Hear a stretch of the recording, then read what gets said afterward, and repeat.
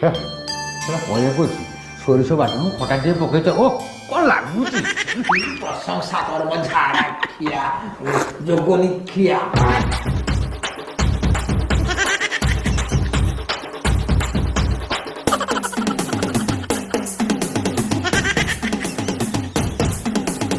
ଗାଁରେ ଯୋଉ ନିମତ ହୁଏ ନା ଯାଇ କୁକୁରଙ୍କ ସାଙ୍ଗରେ ଚାଟିବୁ ପତ୍ର ଚାଟିବୁ ଥାଳିକି ଯେମିତି କାମୁଡ଼ି ଖାଇଯାଉଛି ଯେମିତି ମାଛ ଝୋଳ ଖାଇ ନଥିଲା।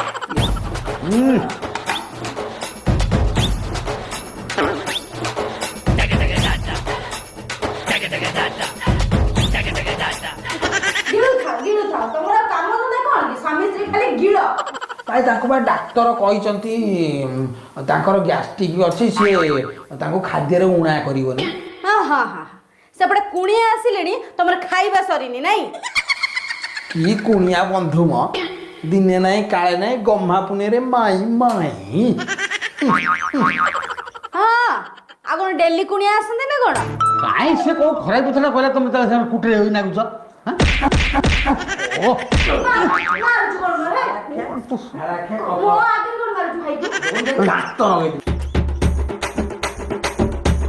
ସିନା ମୁଁ ଆଉ ଆ ଜାଳ ଆଉ ସହିପାରିବିନି ନା କ'ଣ କରିବି ଭାଗ୍ୟର ଦୋଷ ଭାଗ୍ୟ ପାଇଛୁ ବୋଲି ଭଲରେ ଅଛୁ ଆଉ ତୋ ଆଗ ସ୍ତ୍ରୀ ମନ୍ଦାକିନି ସେ ବା ଯୋଉ ଡୁମୁଡୁମା ଟୁଲୁ ସାଙ୍ଗରେ ପଳେଇଥିଲା ବୋଲେରୋ ଡ୍ରାଇଭର ପଳେଇଲା ତା ସାଙ୍ଗରେ ମତେ ପାଇଛୁ ବୋଲି ଅଞ୍ଚଳରେ ଲୋକ କହୁଥିଲେ ଗୋଟେ ସୁନ୍ଦରୀ ସ୍ତ୍ରୀ ପାଇଛୁ।